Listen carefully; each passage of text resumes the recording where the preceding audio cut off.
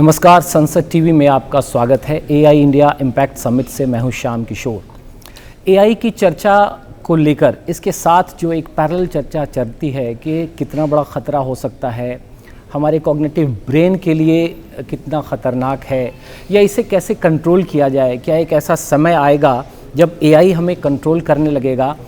इन सारी चर्चाओं को का हल निकालने के लिए इसे मूर्त रूप देने में जिन एक व्यक्ति का सबसे बड़ा योगदान है और इसके साथ इसको लेकर जो कार्यशालाएं, वर्कशॉप्स और कॉन्फ्रेंसेस शुरू हो गई हैं, वो नाम है डॉक्टर चिन्मय पंड्या जी का। हमारे साथ इस विषय पर एथिकल एआई, इसके ख़तरे को लेकर बात करने के लिए, डेमोक्रेसी में इसका क्या लाभ मिल सकता है, इन सभी बातों पर चर्चा के लिए हमारे साथ हैं डॉक्टर चिन्मय पंड्या जी। आप गायत्री परिवार के प्रमुख हैं, south Asian institute of peace and reconciliation के चेयरपर्सन हैं और एआई को लेकर कई सारे कॉन्फ्रेंसेस आपने अभी तक देव संस्कृति विश्वविद्यालय में किए हैं, अन्य जगहों पर भी किए हैं, तो हम उनसे बात करेंगे। चिन्मय पंड्या जी, आपका बहुत बहुत स्वागत है। प्रणाम श्याम जी। एआई के ख़तरे को लेकर सभी लोग चर्चा करते हैं, लेकिन इसे लेकर ठीक कॉन्फ्रेंसेस की शुरुआत मेरे ख्याल से भारत में सबसे पहले आपने की है और आज डेमोक्रेसी, एआई फॉर डेमोक्रेसी को लेकर भी चर्चा हुई। तो सबसे पहला सवाल ये कि जिस तरह का ये इंडिया एआई इम्पैक्ट समिट हुआ है, एक बड़े लेवल पर एक चर्चा शुरू हो गई, हलचल शुरू हो गई है, तो मेरे ख्याल से आप एक विसल ब्लोअर की तरह इसके ख़तरे को लेकर भी आगाह करने आप यहाँ भी उपस्थित हैं। इस दिशा में क्या अभी तक हुआ है? तीन चीज़ें महत्वपूर्ण हैं श्याम जी। हम लोग यदि इसी ऑर्गेनाइजेशन को और इस कॉन्ग्रीगेशन को उठा करके देखें तो इंडिया, एआई और इम्पैक्ट, यदि हम तीन चीज़ों को सोच करके देखें तो इसमें कोई शंका नहीं कि आज के समय की सबसे बड़ी टेक्नोलॉजी एआई है। एआई के होने से जो एक्सेसिबिलिटी ऑफ इंफॉर्मेशन है वो बहुत हद तक बेहतर हुई। मैं कभी कभी उदाहरण देता हूँ कि 1987 में विवेकानंद की एक पोएम को ढूंढने के लिए हमें 22 पुस्तकालयों के चक्कर लगाने पड़े थे। 20 दिन के बाद जाकर के वो पोएम मिली थी। आज आप डालिए और 2 मिनट में आपको निकल करके आती है। तो निश्चित रूप से उसकी अपनी एक जो सामर्थ्य है उसका हम लोग बहुत सुपरिणाम देखते हैं। बी माई आइज़ एक छोटी सी एप्लीकेशन है एआई की, यदि उसको कोई व्यक्ति जो दृष्टिबाधित है उठा करके देखता है तो वो उसके माध्यम से जो है अपने रास्ते को पहचान सकता है। ज़ीब्रा विज़न को उठा करके देखें तो उसके माध्यम से आप पैर का एक्सरे कर सकते हैं, हाथ का एक्सरे कर सकते हैं। पर जहाँ कुछ अच्छा है वहाँ पर चिंता का विषय भी है। धूमे न वहति अग्नि यथा दर्शो मलिन च, भगवान ने गीता में कहा है कि जहाँ आग है वहाँ धुआं है। जहाँ पर कुछ शुभ है वहाँ पर चिंताजनक बातें भी हैं। और जो चिंताजनक बातें हैं उसको हमारे से सुनने के बजाय व्यक्ति यदि उनसे सुने जो गॉडफादर ऑफ एआई हैं, ट्यूरिंग अवार्ड विनर रहे जेफरी हिंटन ने अपनी जॉब से रिज़ाइन किया गूगल से, ये बताने के लिए कि एआई जो है वो इंसान का अंतिम आविष्कार है। It is the final invention. इसके बाद हम लोग कुछ आविष्कार करने नहीं जा रहे हैं। ये शायद मानवता का अंतिम आविष्कार है। It is the existential threat to humanity. और ऐसा कहने के उनके हज़ारों कारण हैं। 300 मिलियन के करीब जॉब तो अकेले यूएस और यूरोप में जा रही हैं आने वाले दशक के अंदर। पर्यावरण के ऊपर इम्पैक्ट है, पॉलिटिक्स के ऊपर इम्पैक्ट है। जो आज मैं बोल ही रहा था कि रोमानिया में कॉन्स्टिट्यूशनल कोर्ट ने प्रेसिडेंशियल इलेक्शंस को कैंसिल किया क्योंकि एआई प्रेसिडेंट के इलेक्शंस में फिडलिंग कर रहा था। अब आप ज़रा सोच करके देखिए कि आज से 3 साल पहले तो ये बातें स्पेकुलेशन का हिस्सा थी। आज हमारे सामने जो है वो एक तरीके से साकार मूर्त रूप लेती नज़र आती हैं। तो ऐसे में आवश्यक हो जाता है कि हम 3 चीज़ों पर चर्चा करें। पहला तो इसको गवर्न करने का तरीका क्या हो, और आज हम लोगों ने 4 बातें रखी कि पहला जो गवर्नेंस का तरीका है वो इंस्टीट्यूशनल है, कि लॉज है, रेगुलेटरी बॉडीज़ है, पब्लिक इंस्टीट्यूशन है। पहले तो समझें कि एआई क्या है। आप ओवरसी तो तब करेंगे जब आपको पता हो कि आप करने क्या जा रहे हैं। दूसरा टेक्नोलॉजिकल गवर्नेंस हो, जो हम बना रहे हैं उसमें वैल्यूज़ किसकी इनकोड हो रही हैं। तीसरा सिविक गवर्नेंस है, जो डिजिटल लिटरेसी है और डिजिटल पावर है, they should be at par. एक सामान्य व्यक्ति के पास अभी उतनी समझ नहीं है जो किसी एआई टेक्नोलॉजिस्ट के पास है, और उसके जीवन पर प्रभाव उसके ऊपर बराबर पड़ रहा है। और जो सबसे इम्पॉर्टेंट बात है जिसके कारण आज का डिस्कशन था वो है cross border global governance. AI को किसी नेशनल बॉर्डर का पालन करने की आवश्यकता नहीं, पर डेमोक्रेसी तो लार्जली नेशनल बॉर्डर्स के अंदर ही सर्वाइव करती है। तो यदि भारत के ऊपर किसी क्रॉस बॉर्डर एआई प्लेटफॉर्म का प्रभाव पड़े और वो दुष्प्रभाव पड़े तो उसको हम लोग किस तरीके से नियंत्रित करेंगे। इस पर न केवल हम लोगों को लॉ की दृष्टि से सोचने की आवश्यकता है, बल्कि हम लोगों को इस दृष्टि से भी सोचने की आवश्यकता है कि हम लोग जो कर रहे हैं उसका प्रभाव आने वाली पीढ़ी पर, मानवता पर, हर एक के ऊपर बहुत गंभीरता के साथ पड़ने वाला है। डॉक्टर चिन्मय पांड्या जी, ये जो टेक्नोलॉजिकल एडवांसमेंट, इनोवेशन का जो डायनामिक्स है, उसको लेकर चर्चा तो हम कर सकते हैं, लेकिन उसको रोकना तो संभव नहीं होता। उसके प्रभाव दुष्प्रभाव को कैसे इन्हेंस किया जाए और कैसे उस खतरे को कम किया जाए, ये तो संभव है, लेकिन टेक्नोलॉजिकल एडवांसमेंट का अपना जो डायनामिक्स है उसे आज तक रोका नहीं जा सका है। और जब इसके फ़ायदे लोगों को मिलते हैं तो हम आगाह कर सकते हैं। और क्या आपको नहीं लगता कि जिन खतरों की हम बात करते हैं उसका सॉल्यूशन भी एआई ही देने वाला है? 3 चीज़ें हम लोग कर सकते हैं। बहुत अच्छा प्रश्न है। एक तो सेफ्टी एम्बेडेड डिवाइसेस बना सकते हैं।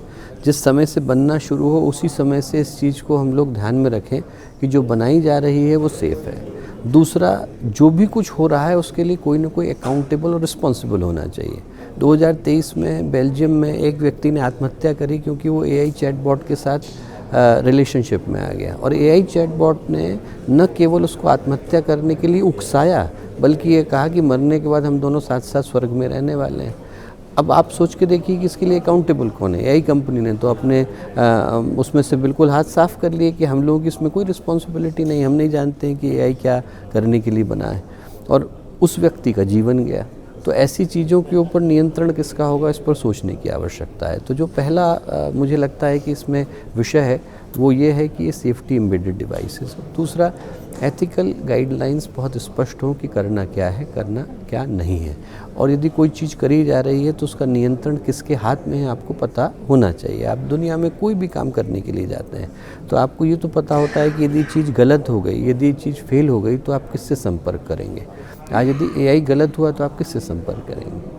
जो प्रश्न है वो महत्वपूर्ण ये है कि यदि एआई फेल करेगा, यदि एआई जो है वो मिसट्रस्ट का पालन करेगा, यदि एआई गलत दिशा में जाएगा, तो उसके लिए रेगुलेटरी जो प्रिंसिपल्स हैं वो बहुत स्ट्रांग होने चाहिए। तो दूसरा भाव ये है। और तीसरा ये है कि आचार्य शंकर ने कहा है, मने मनुष्याणाम कारणम बंध मोक्षयो, कि जो हमारा मन है वही हमारे बंधन का और मुक्ति का आधार है। तो जो सबसे बड़ा नियंत्रण है वो न लॉ के पास है और न समाज के पास है, वो व्यक्ति के पास स्वयं है। व्यक्ति के अंतःकरण को जगाने का काम हम लोग कर सकते हैं। कल किसी ने मुझसे पूछा भी था कि आप कह रहे हैं तो ये पेसिमिज्म है। मैंने कहा पेसिमिज्म नहीं, यदि कोई आदमी गाड़ी की सीट पर बैठा हो और वो खाई के अंदर जा रहा हो तो बाकी के लोग चिल्लाने का काम करते हैं ना, तो चिल्लाने का मतलब पेसिमिज्म नहीं, चिल्लाने का मतलब ऑप्टिमिज्म है कि यदि हमने सही समय पर चिल्लाया तो हो सकता है कि हम व्यक्ति को खाई में ले जाने से रोक सकें। तो आपका कहना है कि जो हमारे वैल्यू सिस्टम हमारा रहा है, जो हमारे संस्कार रहे हैं, जो हमारा धर्म के जो 10 लक्षण बताए गए हैं, और विशेष करके गायत्री परिवार जिन चीज़ों पर व्यक्ति निर्माण, चरित्र निर्माण पर काम कर रहा है, उसकी आवश्यकता आज कहीं अधिक हो गई है, ऐसा आपका कहना है? निश्चित रूप से। गुरुदेव ने 1987 में पुस्तक लिखी, 3400 किताबें उन्होंने लिखी, उसमें से एक पुस्तक थी समस्याएं आज की समाधान कल के, और उसमें जो पहली बात कही वो इसी चीज़ को कही। गुरुदेव का लिखा हुआ चैप्टर है समझदारों की नासमझी, कि जो काम व्यक्ति को साफ साफ दिखाई पड़ता है, मतलब यदि मैं आग के साथ खेल रहा हूँ तो इतना तो मुझे इंश्योर करना पड़ता है ना कि मेरा खुद का घर जो है वो घास का बना हुआ ना हो। मैं खेलता तो जा रहा हूँ पर ये इंश्योर नहीं कर रहा हूँ कि वो कल को पलट करके मुझ पे ही वार करेगी तो होगा क्या। जैसा एक प्रसिद्ध सीईओ ने अभी 2 दिन पहले कहा भी कि इट इज़ वेरी श्योर कि it's going to create havoc but till then we should make money. तो मुझे लगता है कि चिंता उसी मानसिकता को लेकर के है। ये जो सम्मेलन हुआ, इसका जो मोटो, जो ध्येयवाक्य रखा गया और जो थीम रखा गया वो पीपल, प्लैनेट एंड प्रोग्रेस। मुझे लगता है कि जब भारत के हाथ में कोई चीज़ आती है तो उसका भारतीयकरण होता है, हम अपने सांस्कृतिक मूल्यों को उसमें जोड़ते हैं। तो क्या आपको लगता है उस दिशा में यह एक प्रयास है? हम लोगों ने भी बिल्कुल इसी को ध्यान में रखते हुए 3 सूत्र दिए जो गुरुदेव के 4 सूत्रों पर आधारित हैं। एकता, समता, शुचिता, ममता।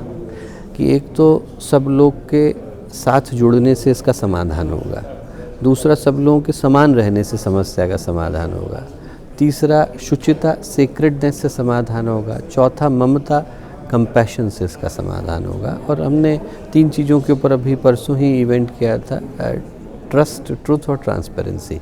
इन 3 चीज़ों की होने की आवश्यकता है। वो ये कि एक तो विश्वास हो, दूसरा ट्रुथफुलनेस और तीसरा ट्रांसपेरेंसी। एक अंतिम सवाल, ये जो वैल्यू सिस्टम की हम बात कर रहे हैं, संस्कार की बात कर रहे हैं, धर्म के 10 लक्षणों की बात कर रहे हैं, उसको आगे बढ़ाने में एआई का कितना योगदान आप देखते हैं?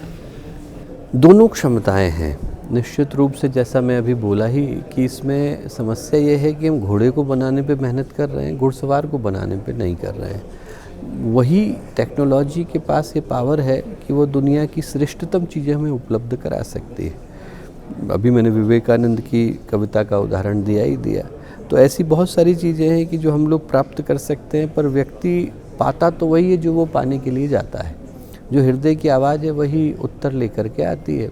महाभारत होने वाली थी तो दुर्योधन भी पहुँचे और अर्जुन भी पहुँचे। दुर्योधन ने भगवान से सेना मांगी और अर्जुन से भगवान ने भगवान को मांगा, और जो परिणाम आया वो सभी को पता है कि यतो धर्म ततः कृष्ण, यतः कृष्ण ततः जय।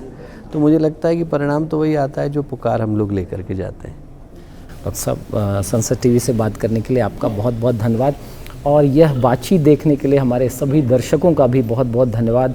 बने रहिए संसद टीवी के साथ।